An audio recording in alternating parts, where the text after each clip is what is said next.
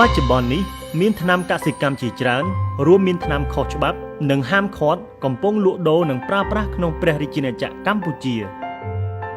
ប្រសិនបើយើងលក់ដូរនិងប្រើប្រាស់វាពុំបានសមស្របតាមបច្ចេកទេសវានឹងបង្កគ្រោះថ្នាក់យ៉ាងធ្ងន់ធ្ងរដល់សុខភាពមនុស្សសត្វនិងបរិស្ថានដើម្បីដោះស្រាយបញ្ហានេះរាជរដ្ឋាភិបាលកម្ពុជា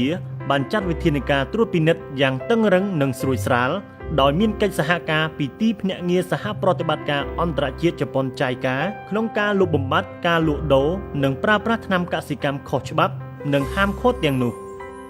ដើម្បីចូលរួមដោះស្រាយបញ្ហានេះសូមប្រជាពលរដ្ឋកម្ពុជាទាំងអស់កុំលក់កុំទិញឬប្រើប្រាស់ថ្នាំកសិកម្មហាមឃាត់ដែលមានវ័នពណ៌ក្រហមនិងរូបសញ្ញាក្បាលខ្មោចពីព្រោះថ្នាំទាំងនេះមានកម្រិតពុលខ្លាំងណាស់ដែលបង្កគ្រោះថ្នាក់យ៉ាងធ្ងន់ធ្ងរដល់សុខភាពមនុស្សសត្វនិងបរិស្ថានសូមបងប្អូនចងចាំថាថ្នាំកសិកម្មមួយចំនួនដែលមានវ័នពណ៌លឿងក៏ជាប្រភេទថ្នាំដែលហាមឃាត់ដែរដូច្នេះមុននឹងទិញថ្នាំទាំងនេះសូមបងប្អូនពិគ្រោះយោបល់ជាមួយអាជីវករលក់ថ្នាំកសិកម្មណាដែលមានលិខិតអនុញ្ញាតត្រឹមត្រូវឬក៏មន្ត្រីនីតិកម្មកសិកម្ម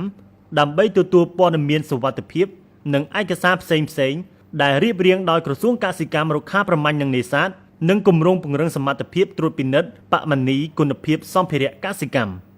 បងប្អូនក៏អាចពិនិត្យមើលឈ្មោះថ្នាំកសិកម្មហាមឃាត់ទាំងនោះផងដែរ